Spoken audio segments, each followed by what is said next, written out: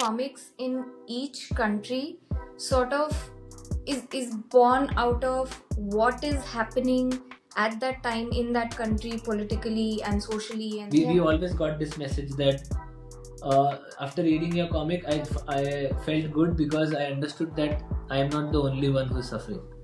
This is it was an everyday message. Like, if not every day, like every week there would be a message which would say this. Welcome to Shaping Cities. In this podcast brought to you by City Collab, we spotlight the practice of communication in city planning and development and its vital role in bridging ideas with action. I'm thrilled to welcome today's guests, Anuj and Shreya Khandekar from the Leewardists.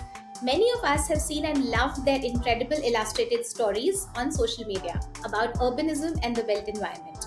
And today we will dive into the fascinating world of comics as a medium of communication and discuss how alternative forms of communication are gaining momentum in urban development and why they are here to stay.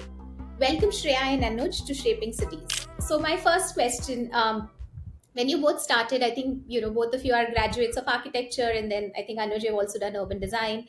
And when you started Leewardists, I think the idea was using gag comics to, bring to light, the quirks of architecture life and architecture student life and architecture studios. I think some of those were very popular. I think you've done that whole series on, how students of different types of students of architecture and, architects. So, and then now you've recently started Urbanist Comix, right?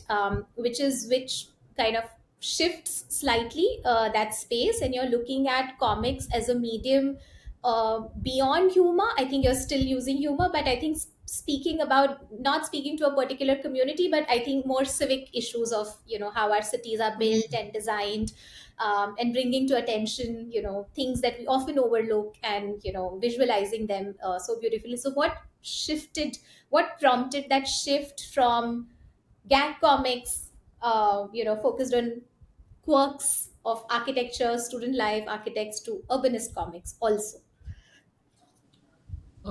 So I think, I mean, in 2015, after like graduating from urban design, definitely the idea was to do more of these comics about cities, urban design, trying to simplify them. But at that time, it did not work because, I mean, it was that time. So it was 2015. So maybe it was not the right time. And uh, uh, then, I don't know, something happened. I just thought it's better to just talk about architecture, and one thing led to another. I mean, it was just popular to do that, and nobody was doing it. So it automatically became a tool to reach out to more people. The idea was as simple as that. Do not spend a single money on any infrastructure for this. That was the first rule. So the idea was, let's try to talk about a topic which is unexplored. I mean, there were memes, there were of course these things happening, but there was no real like quality content. I don't know, was gag comic, I don't know. I Right now I don't think so they were quality content, but at that time maybe they were. So maybe that's why it picked up a little bit. And when after like 2 years, Shreya, I mean, we started collaborating on a few comics, and then we started. Of course, those were all architecture gag comics. But then Shreya suddenly, I mean, of course, we travel a lot. We see a lot of things. We talk about it every day. Then Shreya mentioned, let's try to put these thoughts and discussions into comics. And then I think Urbanist Comics, I would definitely say, is something which Shreya, I would say, invented or reinvented in a way where it can actually start to make sense, and it can actually reach to an even bigger audience, which, it just blew our mind at how some of the comics have gone beyond all of our reach together. It really, I mean, it's not about the views and the shares. It was just about Shreya's idea to bring it back, or I would say bring it in a new way where we can talk about it. We are definitely better writers, we are definitely better illustrators, and then it was the right time. I think it was 2019 when it started, like, just by starting a new Instagram page, because that is free. Again, we always wanted things to be free. And the name was available. Name was available. Yeah. Social media is always free. So I think, yeah, that was how Urbanist Comics came into picture, and then we can talk about Pandemic. Yeah, and I think it's funny that I'm not even an urbanist, and but I think just in general, I mean, I think even Anuj, before doing Leewardists, I think you guys were doing, like, you and your friends, they were doing a lot of blogs, which I've read. Even before the comics, and these used to be long blogs on about, like, how traffic is different in India, and like how I really like this blog where they've written about how much of zebra crossing is actually left after the because the vehicles in India, Right. they are on the zebra crossing, right, and some of them are even beyond the zebra crossing. So there's just it's like a um how could you say it? It's not like a straight rectangular Correct. Yes. patch. It's just like it's Just scooped out, and remnants they're of just like, two strips there and yeah, one strip here, and you are. So I think yeah, what I'm yeah, hearing is Anuj, that there was already the skill and you are building a community, because I think hmm, Leavadis, I think a lot of architecture students and practices and young practitioners really related to it, and you were able to yeah, build a very strong community. And like with the blogs, there was this understanding, or at least an interest in speaking yeah, about or paying attention to city issues. And then with that community and that interest, and I think Shreya, you coming into the picture, I think yeah, it's like it's an important kind of a shift or a jump, that how can comics now be kind of the medium to also speak about larger issues and city issues. yeah. And I think it's beautiful and so amazing. And as a process also, I think starting with something relatable, building a community, and then shifting the conversation to, like, Yeah. areas which are important, and then widening it is probably what I'm hearing. So Shreya, to you, because I think Anuj pointed to you that you're a big part of starting this more intentional focus on cities and urbanists. Are you inspired by, there are many artists, illustrators, filmmakers who use that medium, who use their creative medium to speak about social issues, to speak about ills of society, or inspire people to change. So are there any um, illustrators or creators that you are inspired by, who also bring to who use this medium to tell their stories? Is it just in general, or people who are specifically, I mean, talking about Yeah, so generally using illustrations, comics, Mm. mostly, but maybe also other creative mediums as a way to spotlight issues, civic issues or social issues that concern us. Hmm.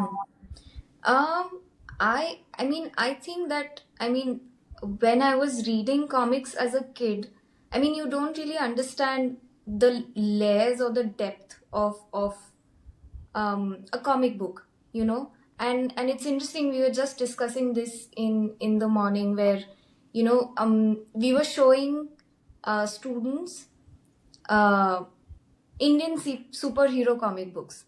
So Right. we were showing Doga. I don't know if you know this character by Raj Comics, and we were telling them that how comics in each country sort of is born out of what is happening at that time in that country, politically and socially, and then because comics have always been, I think, the medium. I don't know if it's like an art form, but I feel like it's a medium in itself, which sort of um always questions, and always sort of is standing up, uh, against the authority, and against it's talking about everything which is important. So every comic in that sense, I feel like, talks about something, like, even if it is like a like a Doga comic, I feel like, it's It's a sort of, commentary. yeah, it's a commentary on something. So it's hard to point out artists, but I feel like Persepolis was one of those books, like, which I read as an adult, that was like, oh my god, it's you can do that, with comics. It's amazing, and I never imagined like that to happen, because I mean, as a kid I was obviously blown away by, like what Tintin and Asterix and Obelisk and other comics were doing. But I feel like I don't know how to sort of explain that, but that I mean, I make it a point that I read that book every year. Like I read it once, um, when I'm free, and I just like read that book again, and I feel like it's so powerful as a piece, both in terms of writing and drawing. And I feel like it's very personal, but at the same time very very important to be read by everybody else as well, to understand what was going on in that country at that time. So yeah, I think for me it is Marjan Satrapi and Persepolis, if I have to like point out one Any book. particular artist or a piece of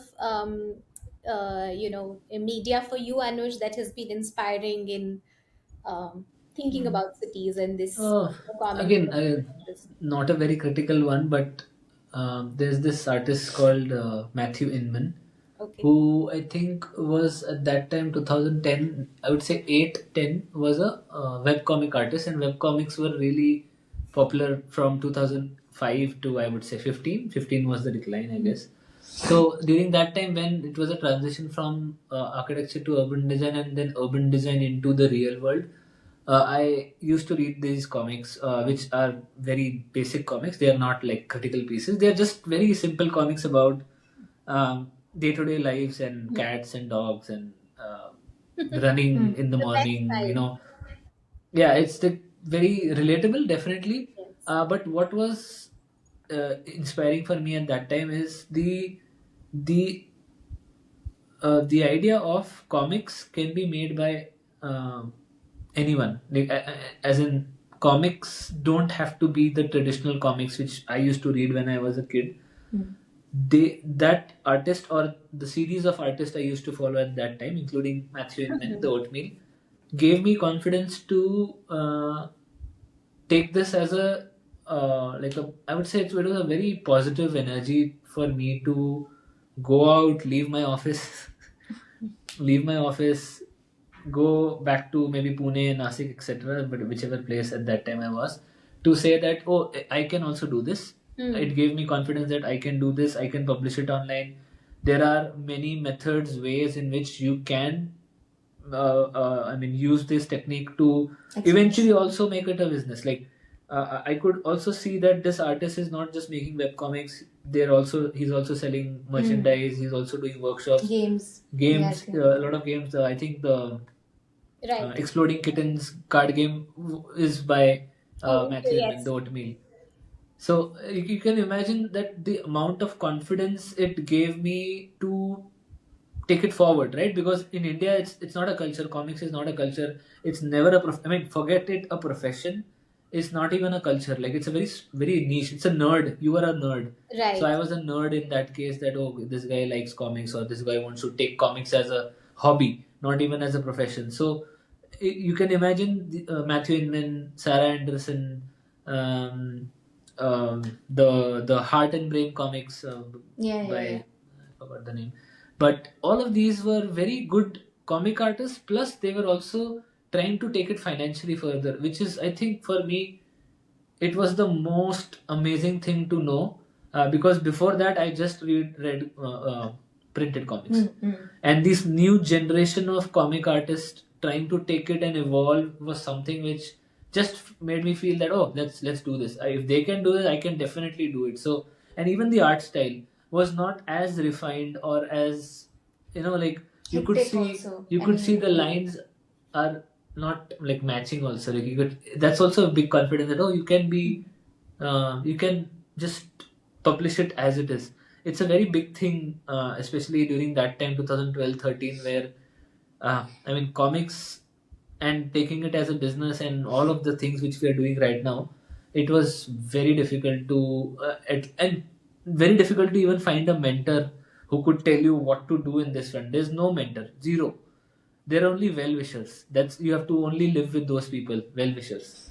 You cannot you will never find a mentor during that time for comics, then what to do with comics, etc., etc. I mean, yeah. So Oatmeal, I would say, is the start of then knowing all these other comic artists during that time. Yeah. Yeah, I think so, right? Because sometimes, we grow up, at least in India, we've, with architecture and our education, I think we grow again with these notions and ideas, and it's very hard to break away and like imagine something, and like you said, I think there are these comic artists which really inspired you. Coming back to Urbanist Comics, Shreya and Anuj, I really love.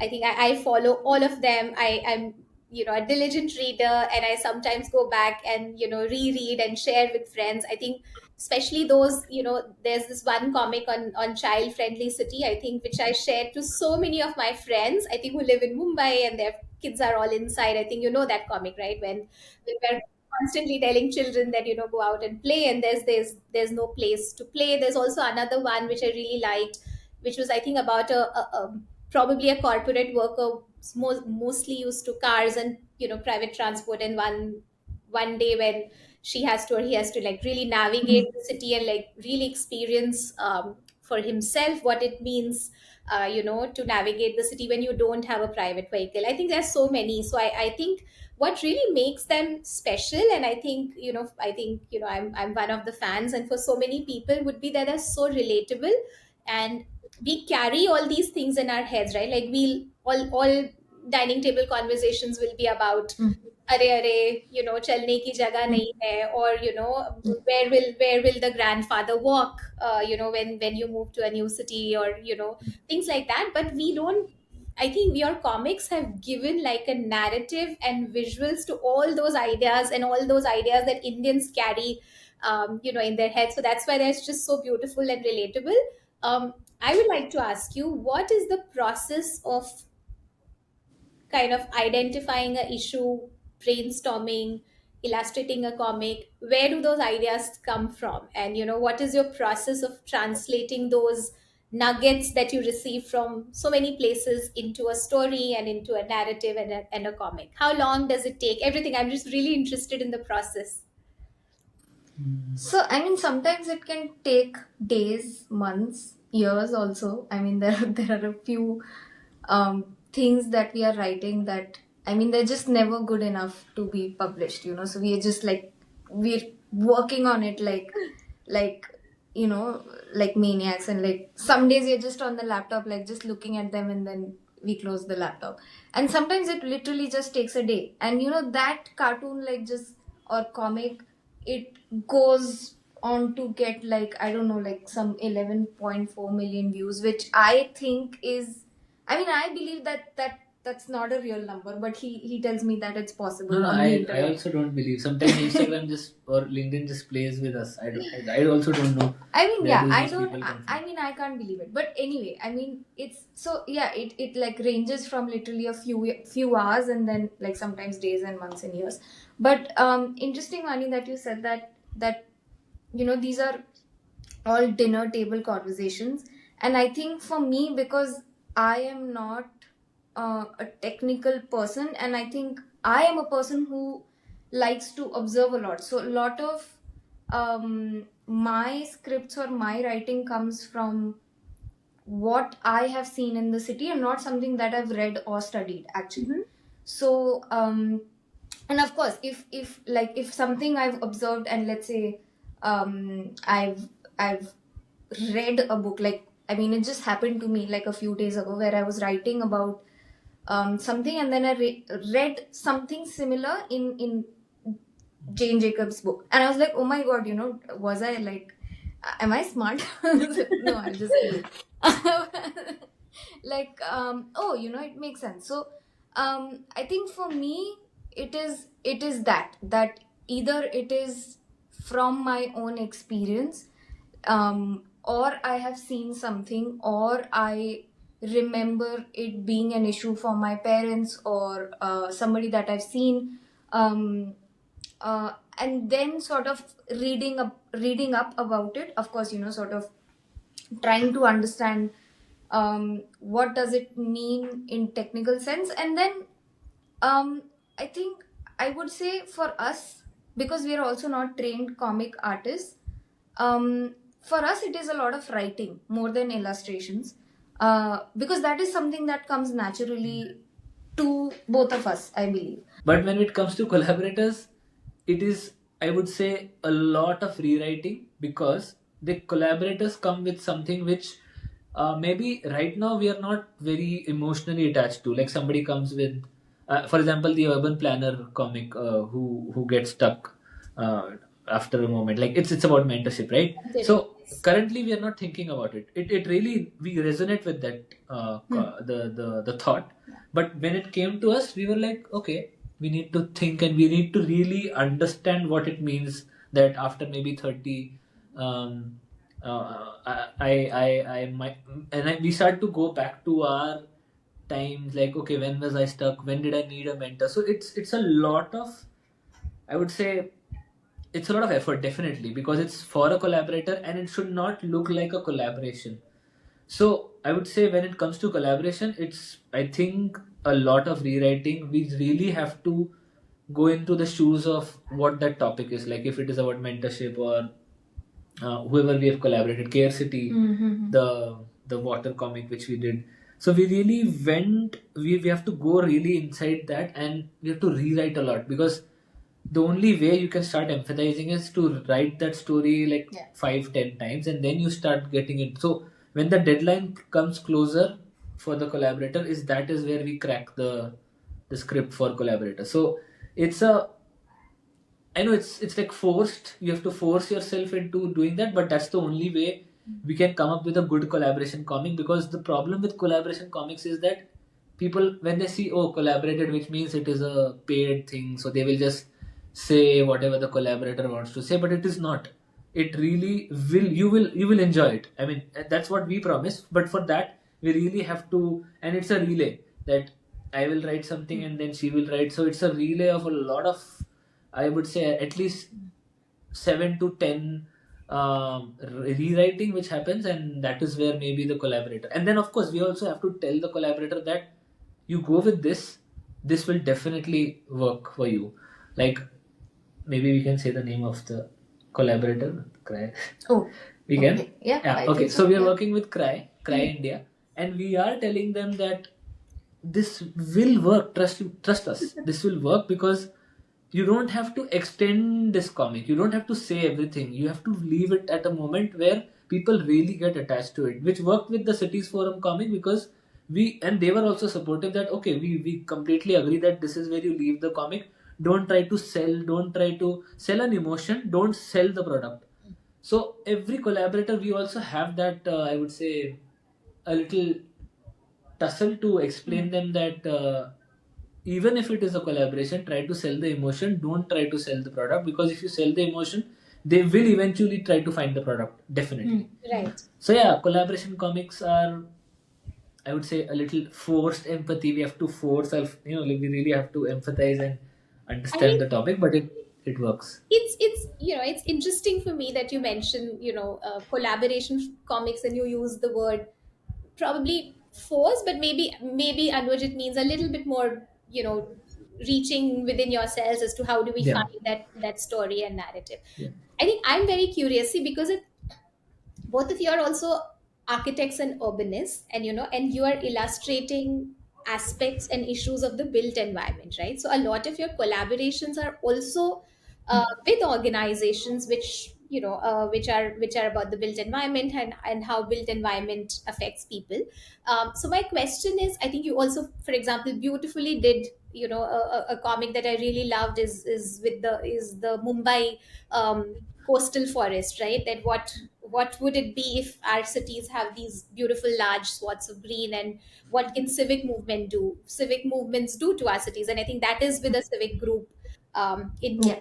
Mumbai. So I think and it's also coming from my practice, City Collab, that because we are urbanists and because we also come from the space of cities and urban planning and urban design, communication is our way of contributing to the profession, right? So I think so we are not communication, like you are not comic artists or consultants to any, but you are also using that as a vehicle to lend voice to groups that you maybe care about, or lend voice to issues that you care about. I think whether it's environment, whether it's walkability, you mentioned public toilets, Shreya. So I think that is slightly shifting also to helping groups, civic groups, create mass movement. So it's also going into a slightly advocacy space, right? Because we are seeing that a lot of mass movements are being mobilized on digital platforms these days. I think we saw the Nepal Gen Z Yeah. movement, which was all mobilized on digital platforms, and it was a lot of social media and platforms which are behind really that mobilization. So how has that experience been for you to see your comic as a tool for mobilization, and how does it, what are some of the metrics maybe that tell you that that the comic is really churning things, or it's leading to action, it's leading to change? Because I think social media and awareness is one thing, but any example from your work, maybe mobile work, that how comics are really becoming powerful mobilization tools and kind of leading to change, and supporting advocacy and supporting civic movements. So with this particular comic, the Mumbai Coastal Forest, I think it um was like, I mean, we saw one of the videos that they had posted, which I think also became quite popular, where, I mean, it, again, a very simple video where it just had the aerial shot of the land, the reclaimed land, and how it could look like if there was, forest. And we were like, oh my god, what is this? I mean, because, and also it was interesting because we had just, I mean, used the coastal road a Yeah. month back or something, and we were like, oh yeah, this is something that we also saw. So is this happening? Or, and we thought that it's actually a project which is happening and we don't know about it. We were like, wow, this is really cool. But then when we read more about it, we understood that it was a citizens movement which was, talking about and demanding that there is a need of more urban forest, and Mumbai like needs one right now, right? And so yeah, we just reached out to them that, okay, let's do something, and we've always done it before as well. I mean, it's Settled Vista. yeah, I mean, it could be collaborative, it could be not. I mean, it could also be just self-funded, self-initiated, something that has affected us or not, but we feel like, okay, it's something really really important to talk about. So we've done that before, but I think this was very interesting because also when we started talking to them, we understood that Robert Stephens is also a part of the movement. And so it just happened where we were able to discuss it together and then create that comic. I think, again, like, comics have, if not comics, then what? I feel like comics is just the right tool to sort of, um like, my parents can read it, I mean, because they've read some of the comics and they've understood, what is it that architecture is all about, etc. Kids can read it, adults can read it, and they will understand the issue. And I think the good thing about us using comics to talk about the built environment is that um, we can be sometimes very very satirical or critical, or do something that might offend someone, but it actually doesn't, because it has been done in such a nice way, or I wouldn't use the word nice, but done in such a smart way that they won't know what hit them, right? So, like, for example, even so it can be used to either then tell people that, okay, go sign this petition because it's Right. important, you need it, the city needs it. Or it could be about questioning somebody, questioning politicians, or questioning city authorities, and still being safe, because I mean, it's just a medium that does that you can really talk about very very important issues through a very good story. Like even with the Mumbai coastal forest, um, we had to think of a story that could uh, be read by everyone. So we thought, why not make it, like it's a school exercise, and it's something that has come from a very innocent point of view, a very innocent perspective, that they just want green spaces in the city. That's it. And it could come from anybody. It could come Correct. from a kid, from an old person, anybody. So that was really the idea. And it's usually always the idea when we want to do comics like this, is where uh, because we know that it has to work, it has to, like, people should really sort of do something when they read that comic, either just share it, or if they have to sign something or whatever it is that they have to do. So not popular, I think I would say that it has to have an impact. And so that study of what is it that really is going to work is something that we have to do specifically with these comics, which, I mean, we also do with other comics, but I think that exercise has to be a bit more with these kind of comics, so that eventually the readers go and do something, Right. so yeah.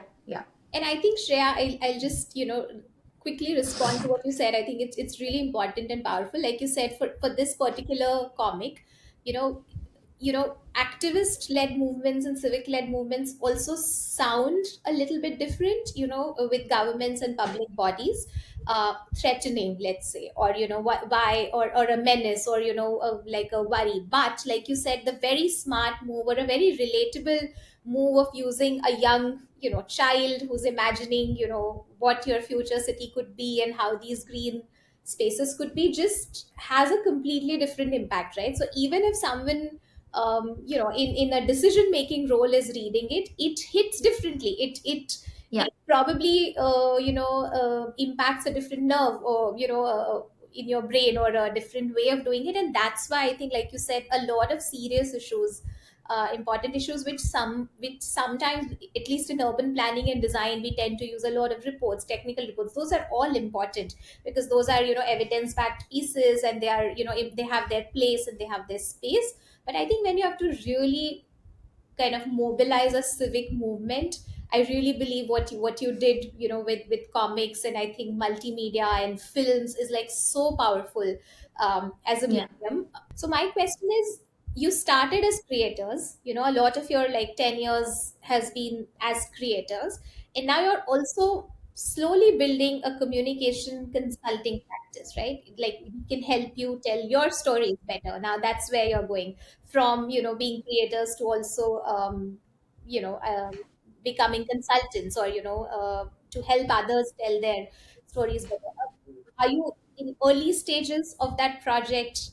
What's going on in your minds that you're now also looking at that as a route that let us tell? And I think you spoke about some collaborations, and I think that's the beginning of that journey. But what is the difference between, let's say, a creator's mindset and telling stories that we really care about, versus a communications consultant who's helping others tell their stories better, simplify their Yeah. ideas, again, in the realm which we care about, which is cities and built environment? Yeah. Mhm. different different challenge. So yeah, if you can speak about that a little, that what does that look like Yeah. to you? When we the phase we are talking about is a phase where we are very effortless in the stories. I mean, effortless. I mean, there Yeah. are efforts. There are definitely efforts. Sorry, but when I say effortless, it means that It's they. almost like muscle memory. Yeah, it's like muscle memory. Like it's so It comes very trans. It's like naturally. a Yeah. yeah, it's natural. It's very, and you spend a lot of time on. We really spend a lot of time on writing this story, and it's like a phase where we are. It's naturally coming to us. It's very effortless when it comes to the writing, and we are finding people who invest on the writing, which we always wanted.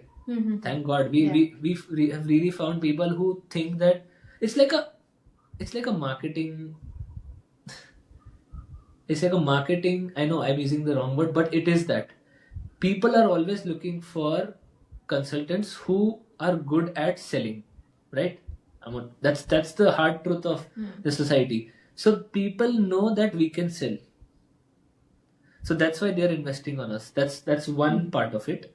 The second part of it, which we are exploring currently, it's something which is slow, but it is going to come for sure.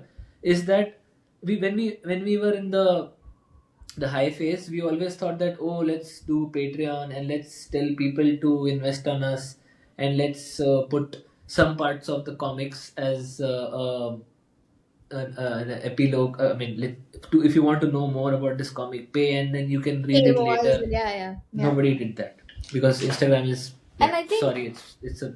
And I think also we were not those kind of artists, I think it and also I feel like then it sort of goes back to what we studied, which is architecture, and for him architecture and urban design, and then that being something that we really really love, and we love to simplify. And so I think it's like that, it's a product of that Venn diagram where Absolutely.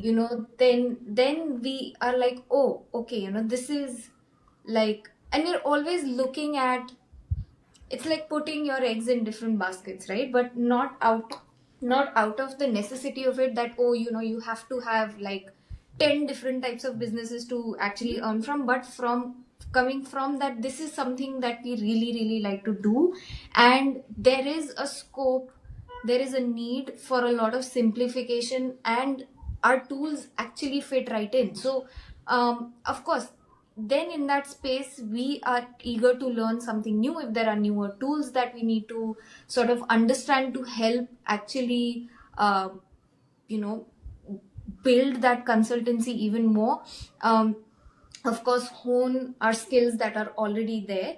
And then I think it's always happened, touchwood, that we've been then able to find people or collaborators who think like us, and so then it becomes easier for us to whether it is building a communication project for them, or of course, I mean, it's all within what we know, but then it all becomes easier. And I think it just happens naturally, where then people also start understanding that, oh, okay, they are also evolving as a practice, let's invest in them, and let's sort of work together.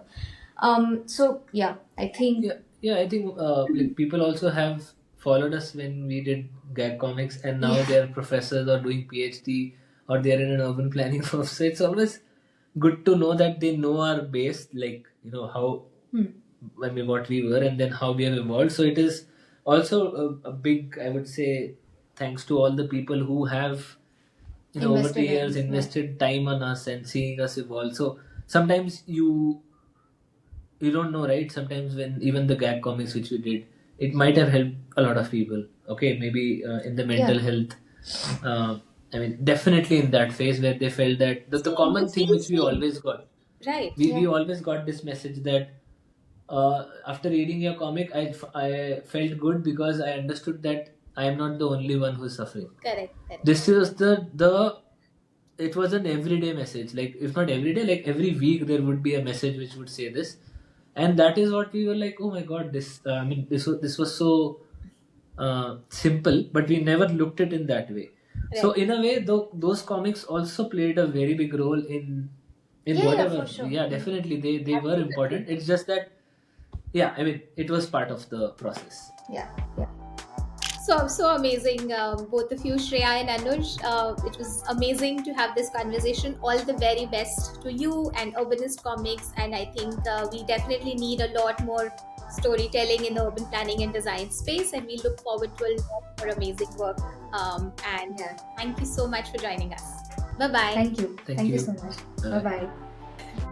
Thank you everyone for listening to this episode of Shaping Cities. If you enjoyed this conversation, please keep supporting us by following us on YouTube and your favorite podcast app. Stay tuned for more inspiring conversations on how communication is central to building better cities. See you next time.